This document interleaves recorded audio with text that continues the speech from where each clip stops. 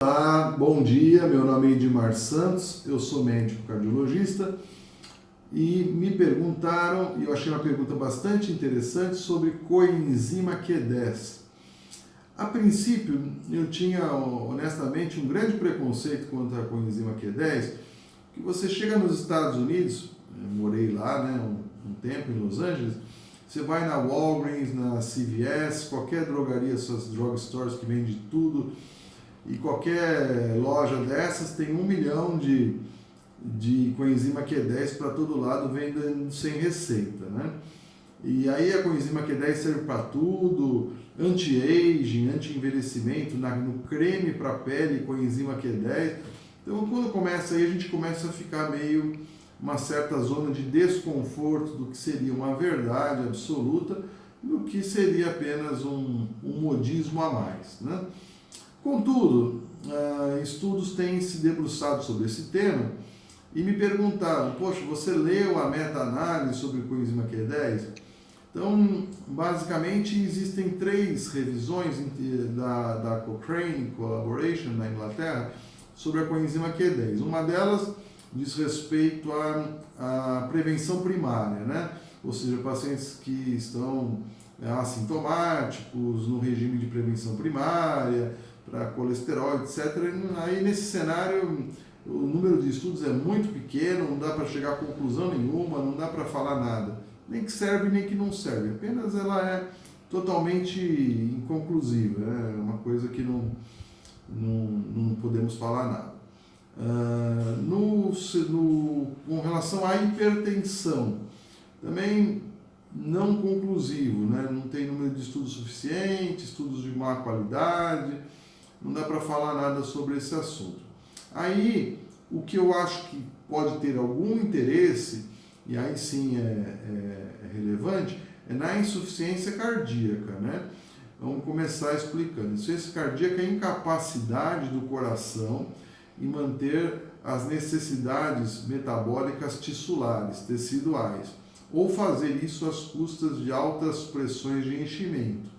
Então a gente divide insuficiência cardíaca então, em sistólica, que o coração não consegue ejetar com força, ele não tem força para ejetar, ou diastólica, que ele não consegue relaxar-se completamente a ponto de encher e, portanto, quando ele vai ejetar, ejeta menos. As duas têm relação com o prognóstico. A insuficiência cardíaca sistólica tem um prognóstico pior. Contudo, ela tem tratamento, enquanto que a insuficiência cardíaca diastólica ela não tem remédios capazes de atenuar o quadro clínico da diastólica, né? Mas, enfim, então nós estamos nos referindo aqui à insuficiência cardíaca sistólica. A insuficiência cardíaca sistólica, ela é mais ou menos 5 milhões de americanos, 2 a 3 milhões de brasileiros convivem com esta enfermidade. Então ela não é tão prevalente assim, e ela é o resultado final das moléstias cardiovasculares, né? Mais ou menos 38, 36% dos pacientes com insuficiência cardíaca deve-se à doença arterial coronariana, mas um outro contingente grande, a hipertensão, a diabetes, outros a forma idiopática, outros a forma chagásica, outros a forma valvular, mas em última análise significa que o coração não consegue contrair com força suficiente a ponto de manter as necessidades teciduais, né? E isso dá-se pelo incompleto acoplamento entre duas proteínas, actina e miosina, né? Depende de cálcio e tal. E a coenzima Q10, ela atua, né, que é o ubiquinona, ela atua na mitocôndria, que é a sede de produção, a usina, a sede de produção de energia para as nossas células, né, o ATP. Então é uma organela por demais importante, não é? E a coenzima Q10, ela faz com que haja uma transferência de elétrons do complexo 1 e 2 para o complexo 3. Então tem uma ação antioxidante bastante importante, né? e estamos falando da mitocôndria, que produz energia. Então, o coração com falta de energia parece ser lógico que ele possa ser útil. Então, do ponto de vista racional, parece ser lógico, parece ser plausível isso, né? Também, nesse mesmo racional, é muito bem demonstrado já que na insuficiência cardíaca nós temos um nível de coenzima Q10 no sangue, né, menor, né, que ele é antioxidante, menor do que nos pacientes normais. E conforme há o agravamento da insuficiência cardíaca, nós vamos diminuindo a coenzima Q10. Então, a coenzima Q10, ela na verdade é um cofator lipossolúvel. Ela atua ali nessa cascata antioxidante, né? Mas ela é lipossolúvel, então fica mais tempo no sangue. Então, a gente sabe que ela reduz os níveis plasmáticos de coenzima Q10, então o restabelecimento desses níveis parece ser razoável ou factível e que ele melhore os sintomas dos pacientes. Foram feitos vários estudos, mas todos eles muito pequenos, estudos assim, observacionais, estudos muito mal conduzidos, essa que é a verdade, sabe? Então, as revisões feitas pela Cochrane, elas não atestam o uso dessa substância, apesar de parecer ser lógico, né? Uma outra revisão sistemática feita por um grupo chinês, eu não conheço o grupo, é uma revista pequena, não é uma revista grande, é Chinese Evidence-Based Medicine, é uma coisa meio assim, não é que não tenha sua importância, né? Tudo tem sua importância, mas vamos colocar aí, né, um pouco de lado, os autores concluem, já incluindo um estudo mais importante, que é o K-Symbio. Esse K-Symbio, ele incluiu 420 pacientes, ele é uma amostra, convenhamos, bastante pequena, né, para um ensaio clínico randomizado. Ele era um ensaio em vários países, né, principalmente no Mortenson, o Dr. Mortenson, que conduziu esse estudo lá da Noruega, Finlândia, Suécia, estavam envolvidos, o pessoal lá dos escandinavos e Austrália. Mas era 420, randomizaram, dividiram em dois grupos, um grupo tomou coenzima Q10, tinha insuficiência cardíaca sistólica, tomou coenzima Q10 100 miligramas, 3 tomadas ao dia, 3 vezes ao dia, e o outro grupo tomou placebo, né, em relação ao tratamento padrão.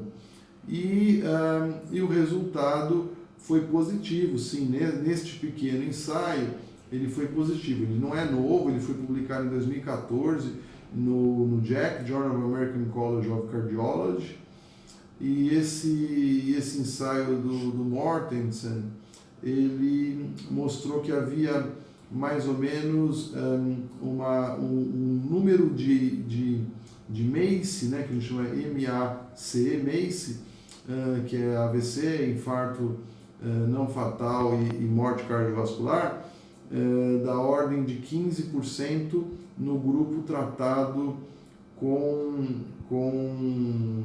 coenzima Q10 pelo intervalo de 2 anos e 26 no grupo não tratado. A gente sabe que são pacientes graves, né? A mortalidade chega em torno de 50% em alguns grupos de pacientes em até 5 anos, então são pacientes graves e que talvez possa ser uma alternativa, sim, para esse grupo de pacientes, né? As diretrizes, elas não contemplam, tanto no Brasil de 2017 quanto as outras, ainda colocam uma zona de incerteza. E não dá nem para atribuir como uma forma de preconceito, porque na mesma diretriz ela contempla, por exemplo, diretriz de insuficiência cardíaca, né?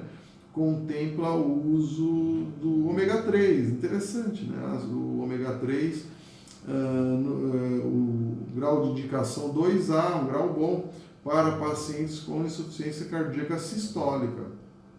Então, existe uma abertura assim nas diretrizes para coisas que não sejam tão convencionais.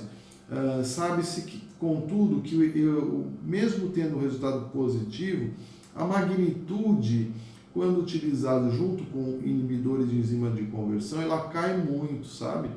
Então, apesar de ser útil, todos os pacientes que têm insuficiência cardíaca sistólica, obrigatoriamente tem que tomar beta-bloqueadores, tem que tomar espironolactona, tem que tomar inibidor de enzima de conversão. Então ele teria um efeito maior nesse grupo que não estaria tomando IECA, e aí é um grupo que não existe do ponto de vista prático. De qualquer jeito, é algo que eu julgo que seja interessante e que merece mais pesquisas, né?